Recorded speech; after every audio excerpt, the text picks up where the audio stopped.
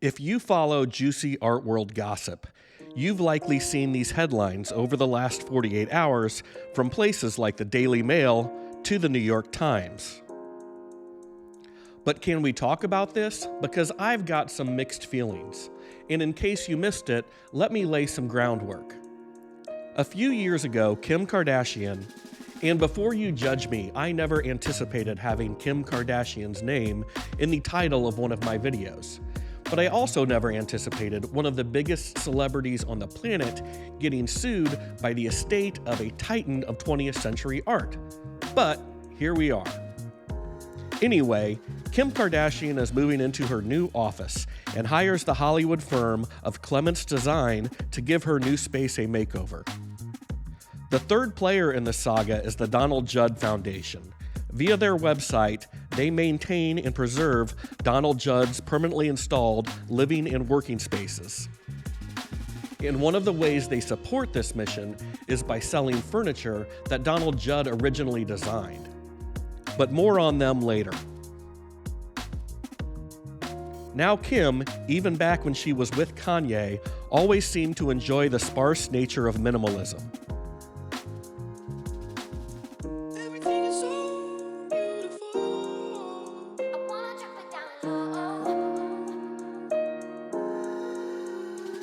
So it only makes sense that Clements would choose this aesthetic when designing her new offices.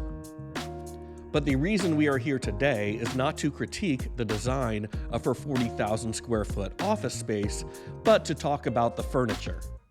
Specifically, we are talking about these dining tables and chairs. You see, Kim gave a virtual tour of her new office space to her millions of followers on YouTube. It was on this tour where she said, and I quote, "These Donald Judd tables are really amazing." The problem is, they are not Donald Judd tables. The tables were commissioned by Clements Design, and according to the invoice, are just in the style of Donald Judd. And apparently, someone immediately sent this video to the Judd Foundation, as 3 days after the video was posted, the foundation contacted Kardashian, demanding the video be taken down and the tables be recycled, which we both know means. Now, before we go further, let's take a look side by side at the Clements Design tables and chairs. And here are the Donald Judd table and chairs. Similar? Certainly. Exact copies? Not really. And Clements Design has said there are obvious key differences, but of course they would say that. And I'm not an attorney, but this is essentially what I understand every copyright case to be about. One side says, "You copied my art." And the other side says, "No, it might look similar, but what I did was transformative." As a result, most of these copyright disputes live in this gray area where things aren't so cut and dry. Obviously, if we look at a fake Rolex from China and the real Rolex, the case seems pretty simple. But this and this? Maybe not so simple. Let's look at a couple recent examples from the art world. Take the Andy Warhol Foundation for the Visual Arts versus Goldsmith. Lynn Goldsmith sued the Andy Warhol Foundation for copyright infringement, and last year, the case ended up in the Supreme Court. Goldsmith claimed that Warhol infringed on her copyright when he used her photograph from 1981 to create a series of silkscreens of the musician Prince. And in a 7-2 vote, the Supreme Court agreed with her, saying Warhol's work was not transformative enough to constitute a new artwork. Now let's take a look at a different Prince. Richard Prince, the artist that everybody loves to hate, has been the subject of numerous lawsuits. He and his two galleries were sued by a number of Instagram users for his series New Portraits. Prince would essentially screenshot an image from a random user's Instagram page, blow it up, reproduce it on canvas, and add what at least he considered a witty comment at the bottom. And please don't tell anyone, but I kind of liked this series. The Instagram users and Richard Prince ultimately settled the case before it went to trial.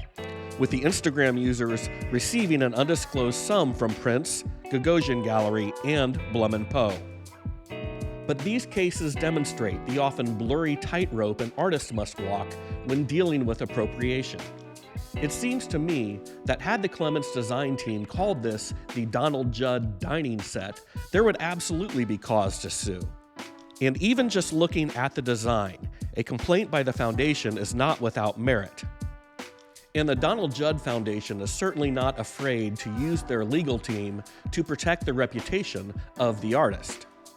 That same year Kim Kardashian posted that video, the Judd Foundation was suing Tina Kim Gallery, claiming that a sculpture they had consigned to the gallery had been permanently disfigured because of fingerprints left on the anodized aluminum. And I want to say that although I find it hard to wrap my mind around the merits of one box versus another, I do wholeheartedly defend any artist or artist foundation that does whatever it can to protect an artist's artwork. And who knows who will actually win this case? More often than not, they are actually settled before they go to trial, and we never learn of the outcome. And obviously, any Kardashian could make this go away pretty quickly. But here's where I have a problem, and here's where I think the Donald Judd Foundation missed an opportunity. I'm guessing the foundation will almost certainly get the money it thinks it deserves. These tables, if purchased through the foundation, are $90,000 each, and the chairs are $9,000 each. Certainly more than my IKEA table, but I'm guessing Kim could probably afford it. She is also a collector and well-versed in art. It seems to me that she just made a mistake. She was told the tables were in the style of Donald Judd, and when given a tour of her offices, misattributed them. So maybe, just maybe, a case against Clements Design has merit, but against Kim Kardashian? That seems like a stretch to me. After initially being contacted by the foundation, Kim and her team offered to update the video with a correction.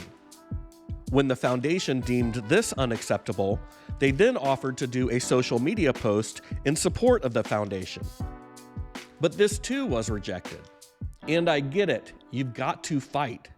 But I can't help but think, had this been handled with a bit more foresight, you could have simultaneously, 1, brought more attention to the foundation and Donald Judd's work, 2, fostered a relationship with the largest spokesperson on the planet, and 3, ultimately reaped some financial benefits by doing both number 1 and number 2. Am I wrong here? Am I just being naive? Is Kim to blame too? Let me know your thoughts in the comments below. And this is 2 breaking news stories I've covered in a row, so I think now I need to cleanse my intellectual palate and maybe do a video on an abstract painter. So make sure you're subscribed so you can see that. As always, those of you that make it to the end are absolute rock stars. Thanks so much for watching, and I look forward to seeing you on the next one. Ciao.